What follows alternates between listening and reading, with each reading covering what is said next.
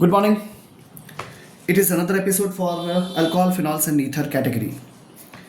देखो हमने ऐसा पढ़ा है, आप इसे जानते हैं, ये होता है OH और ये एसिडिक नेचर का होता है। इसके अंदर ये जो दिख रहा है ये बढ़ाते हैं इलेक्ट्रॉन की डेंसिटी, मतलब इनके कारण अगर ये नहीं होते या इनके कारण इलेक्ट्रॉन की डेंसिटी बढ़ जाती है, बस ऐसा समझ सकते हो, है ना। इलेक्ट्रॉन की डेंसिटी को कम या ज़्यादा करके हम इसकी एसिडिक स्ट्रेंथ को इफेक्ट कर सकते हैं। आप ये बहुत अच्छे से जानते हो कि दो तरह की हमारे पास स्पीशीज होती हैं जो इलेक्ट्रॉन की डेंसिटी को इफेक्ट करने का काम करती हैं। एक होता है इलेक्ट्रॉन विड्रॉइंग ग्रुप, जैसे कि जिसमें आप कहते हो NO2 आता है, जिसमें साइनाइड आता है।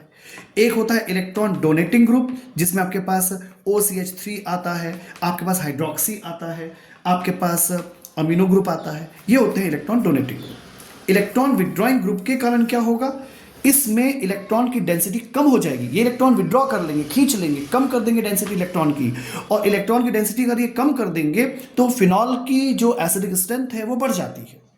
लेकिन अगर ऐसा हो कि अगर ये फिनॉल है और आप इसमें कोई इलेक्ट्रॉन डोनेटिंग ग्रुप लगा देते हैं तो इलेक्ट्रॉन डोनेटिंग ग्रुप के कारण इस रिंग में इलेक्ट्रॉन की डेंसिटी में इजाफा हो जाता है, और इलेक्ट्रॉन की डेंसिटी अगर बढ़ जाएगी तो जो एसिड स्ट्रेंथ होगी फिनॉल की वो कम हो जाएगी। ठीक है, तो ये इंपॉर्टेंट सी बात हो गई। इन इलेक्ट्रॉन विड्रॉइंग ग्रुप के कारण इंटेंसिफिकेशन फिनॉल में इलेक्ट्रॉन्स का कम हो जाएगा और एसिड स्ट्रेंथ बढ़ जाएगी।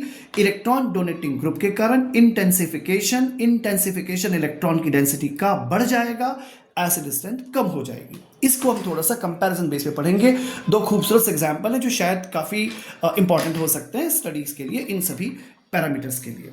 देखिए क्या होता है, हम पहले स्टडी करेंगे क्रिजॉल को। यह है फिनॉल। अगर हम इसमें CH3 ग्रुप अटैच करते हैं तो 3 लोकेशन दिखती है हमको। इसे हम कहते हैं ऑर्थोक्रिजॉल, इसे हम कहते हैं क्या, इसे हम कहते हैं मेटाक्रिजॉल, और इसे हम कहते हैं क्या, इसे हम कहते हैं पैराक्रिजॉल। इसमें भी CH3 है, इसमें भी CH3 है, इसमें भी CH3 है, और तीनों जो CH3 तीनों मतलब है तो एक CH3 तीनों में ही ये इलेक्ट्रॉन डोनेट करते हैं। तो इसकी भी एसिड स्ट्रेंथ कम हो जाएगी, इसकी भी कम हो जाएगी, इसकी भी कम हो जाएगी। तो क्या तीनों की इक्वल कम हो जाएगी ना? यही हमें स्टडी करना है इस पर्टिकुलर क्वेश्चन में। तो इसकी स्ट्रेंथ तो डेफिनेटली ज़्यादा है क्योंकि इसमें तो कोई ऐसा इलेक्ट्रॉन डोनेटिंग ग्रुप है नहीं, तो फिनॉल की एसिड स्ट्रेंथ ज़्यादा होगी क्रिजॉल से। लेकिन इसमें आपस में हमें कंपेयर करना होगा। अब ध्यान से सुनिए, CH3 के कारण यहाँ पर प्लस आई इफेक्ट लगेगा, जो इसमें भी लगेगा, इसमें भी लगेगा, इसमें भी लगेगा। प्लस आई इफेक्ट के कारण इलेक्ट्रॉन की डेंसिटी बढ़ेगी, इसमें भी बढ़ेगी, इसमें भी बढ़ेगी, इसमें भी बढ़ेगी। यानी ये एसिड स्ट्रेंथ कम होगी, इसमें भी होगी, इसमें भी होगी, इसमें भी होगी। Am I clear? पर यहां पर एक और इंपॉर्टेंट इफेक्ट है जिसे हम कहते हैं hyper conjugation. Hyper conjugation effect सिर्फ ऑर्थो और पैरा पोजीशन पे ही अप्लाई होता है। हाइपर कॉन्जुगेशन के कारण भी क्या होता है, इलेक्ट्रॉन की डेंसिटी में इजाफा हो जाता है, बढ़ जाता है। अब समझिएगा, हाइपर कॉन्जुगेशन मेटा लोकेशन पे नहीं होता, मतलब इसमें जो इलेक्ट्रॉन डेंसिटी बढ़ रही है ऑर्थो और पैरा में, ये इंडक्टिव इफेक्ट के कारण तो बढ़ ही रही है, हाइपर कॉन्जुगेशन के कारण भी बढ़ रही है। पर मेटा लोकेशन पर हाइपर कॉन्जुगेशन नहीं होता, इसलिए यहां पर इलेक्ट्रॉन की डेंसिटी केवल इंडक्टिव के कारण बढ़ेगी, तो उतना नहीं बढ़ेगी जितना इन दोनों में बढ़ेगी। तो कुल मिलाकर के पहला फैसला आ गया कि हमारे पास फिनॉल तो ज़्यादा एसिडिक है, और इसके बाद जो नंबर आएगा वो नंबर आएगा मेटा लोकेशन के इसके लिए, क्योंकि इसमें इंडक्टिव इफेक्ट के कारण तो इलेक्ट्रॉन की डेंसिटी बढ़ती है, लेकिन इसमें इलेक्ट्रॉन की डेंसिटी नहीं बढ़ती हाइपर कॉन्जुगेशन के कारण। अब बारी आती है ऑर्थो और पैरालोकेशन की, जो एक सिंपल सी कहानी है। ऑर्थो और पैरालोकेशन में क्या है, ऑर्थो लोकेशन क्या है, 1-2 लोकेशन है, पैरा क्या है, 1-4 है। 1-4 का डिस्टेंस ज्यादा होता है, डिस्टेंस ज्यादा होने से हाइपर कॉन्जुगेशन का इफेक्ट कमजोर हो जाता है। हाइपर कॉन्जुगेशन है तो ऊपर कमजोर हो गया, कमजोर होने से क्या हुआ, उतना एसिड स्ट्रेंथ को नुकसान नहीं कर पाया जितना कि 1-2 कर देगा।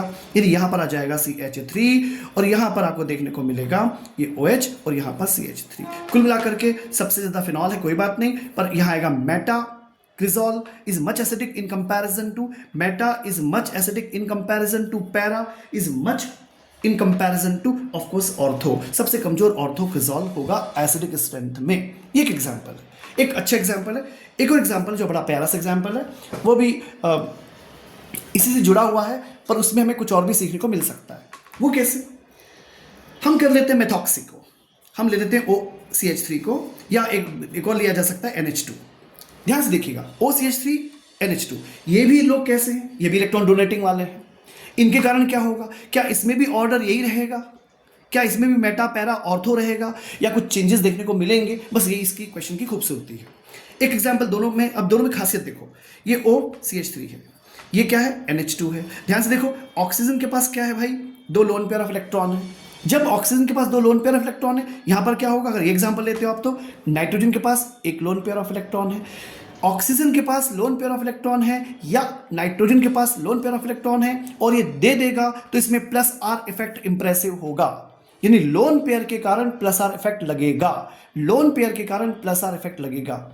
दूसरी चीज, ऑक्सीजन की इलेक्ट्रोनेगेटिविटी ज्यादा होती है कार्बन से, नाइट्रोजन की इलेक्ट्रोनेगेटिविटी ज्यादा होती है कार्बन से, तो इसमें क्या होगा, -I इफेक्ट भी लगेगा। जिस तरह से इसके पहले वाले क्वेश्चन में हाइपर कॉन्जुगेशन ज्यादा डोमिनेंट था +I इफेक्ट पर, इस क्वेश्चन में +R इफेक्ट ज्यादा डोमिनेंट हो जाएगा -I इफेक्ट पर। कैसे होगा, इसको हम थोड़ा स्टडी करेंगे। ये it is a good question. तो इनमें से कोई एक एग्जांपल लेना है। मैं एक एग्जांपल OCH3 का ले लेता हूं, मेथॉक्सी का, तो उम्मीद है कि आप इसे समझ पाएंगे। देखिएगा, एक सुंदर सी कहानी है। क्या कहानी हो गई, सपोज मैंने स्टार्ट किया ऑर्थो से। एक इंपॉर्टेंट बात है, पहले से सुनना। जिस कार्बन पे OH लगा हुआ है, भाई बेंजीन रिंग है, बेंजीन रिंग में जिस कार्बन पे OH लगा है, उस कार्बन पर अगर नेगेटिव आ गया तो एसिड स्ट्रेंथ कम हो जाएगी।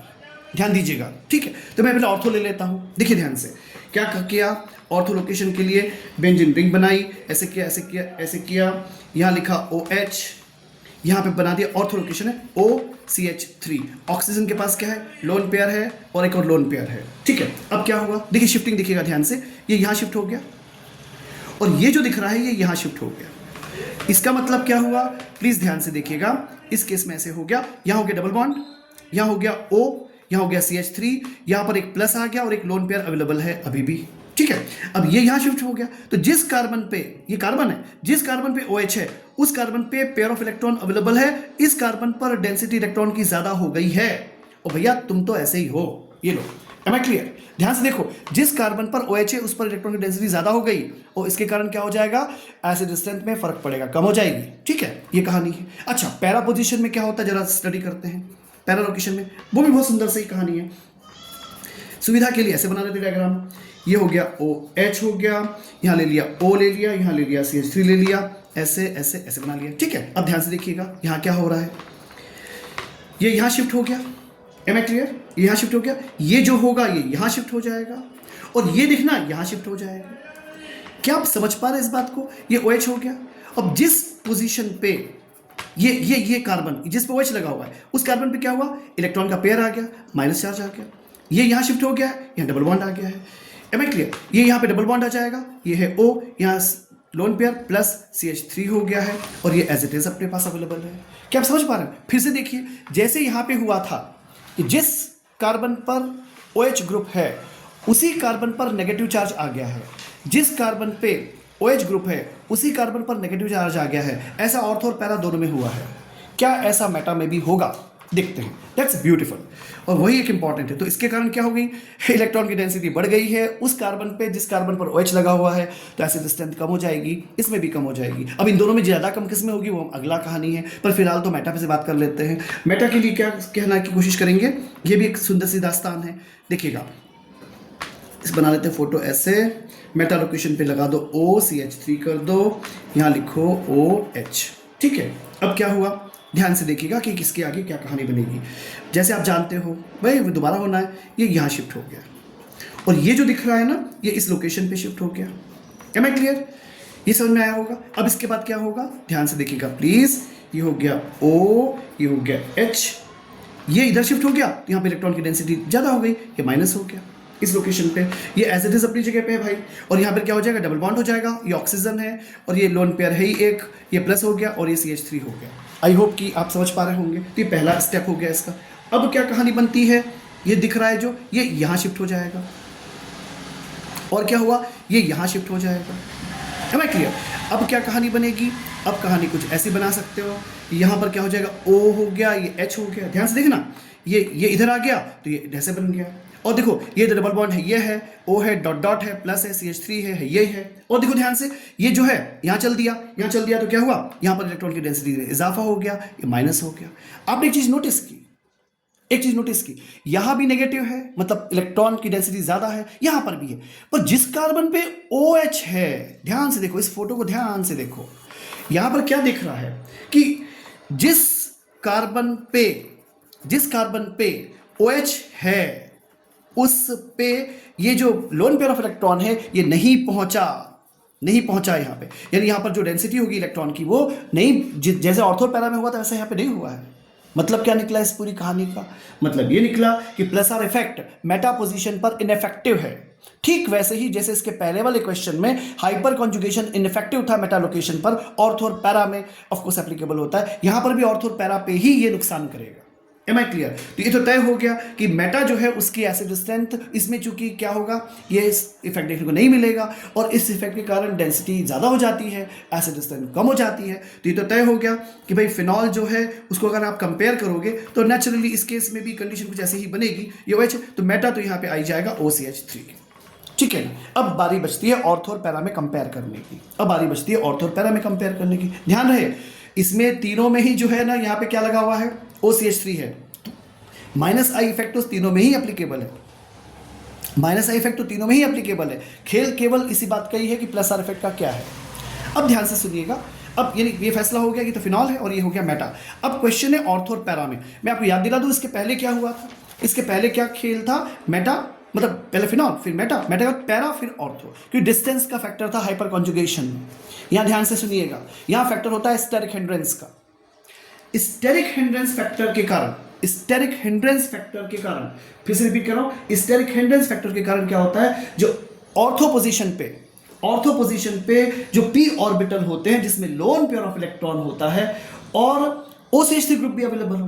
M I clear? तो क्या होता है, ये डिस्प्लेस कर देता है थोड़ा सा, और डिस्प्लेस कर देने से क्या होता है कि थोड़ा सा plus are effect ortho location पे थोड़ा सा डिमिनिश हो जाता है। रिपीट कर रहा हूं, ऑर्थो पोजीशन पे डिमिनिश हो जाता है प्लस आर इफेक्ट, यानी प्लस आर इफेक्ट जो ज्यादा नुकसान कर रहा था वो थोड़ा सा डिमिनिश हो जाता है स्टेरिक हिंड्रेंस के कारण ऑर्थो लोकेशन पे।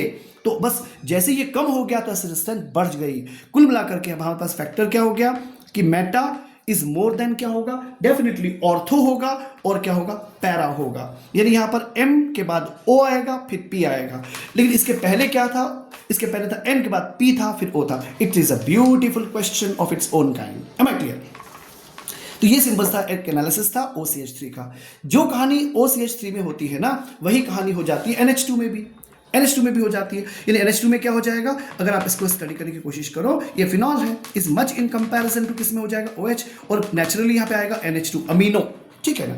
और फिर वही कहानी फिर से एक बार, अभी थोड़ी देर पहले भी हमने पढ़ा, वही कहानी यहाँ पर भी एप्लीकेबल हो जाती है। तो यहाँ पे कौन आ जाएगा, यहाँ आ जाएगा ऑर्थो पहले आ जाएगा, क्योंकि यहाँ पर थोड़ा सा प्लस आर इफेक्ट डिमिनिश हो जाएगा in comparison to para location के। तो ये OH और यहाँ पर आ जाएगा NH2। ठीक है? अब एक बात समझ में आई कि इसमें भी मेटा में भी ये ज़्यादा होता है। अब एक अगर क्वेश्चन कोई पूछ ले आपसे कि भाई ये आपके पास दो हैं कंपैरेबल, मान लो ये कौन है, OH, और ये हो गया OCH3, और दूसरा हमने ले लिया OH और ले लिया यहाँ पे NH2, तो इन दोनों में ज़्यादा एसिडिक स्ट्रेंथ किसकी होगी? तो डेफिनेटली इन दोनों में ज़्यादा एसिडिक स्ट्रेंथ होगी मेथॉक्सी की। क्यों होगा ऐसा? क्यों ऐसा होगा? It is much stronger acid in comparison to this one only, it is better acid, it is, इसकी स्ट्रेंथ ज्यादा होगी क्योंकि ऑक्सीजन के कारण, ऑक्सीजन की इलेक्ट्रोनेगेटिविटी ज्यादा होती है नाइट्रोजन से, इस कारण से ये खेल यहां पर कंपाइल होगा। आई होप आपको ये बात समझ में आई होगी। क्लियर है? एक छोटा सा क्वेश्चन है, होमवर्क तो नहीं कहूंगा, फिर भी क्वेश्चन है। कंपेयर करके देखिए साहब कि व्हाट अबाउट हेलोफिनॉल्स को कंपेयर करेंगे तो क्या होगा, मतलब तुम्हारे पास फ्लोरीन अवेलेबल होता है और क्लोरीन है, ब्रोमीन है, आयोडीन है, और फिनॉल्स के साथ में हेलोफिनॉल्स में क्या होगा ऑर्डर। और ऐसे ही अगर आप एक पोजीशन को फिक्स कर लो, जैसे ऑर्थो को ले लो, तो ऑर्थो में क्लोरो, फ्लोरो, ब्रोमो, आयोडो में क्या ऑर्डर होगा। तो नेक्स्ट में पॉसिबल होगा तो of course I shall explain. Good day please.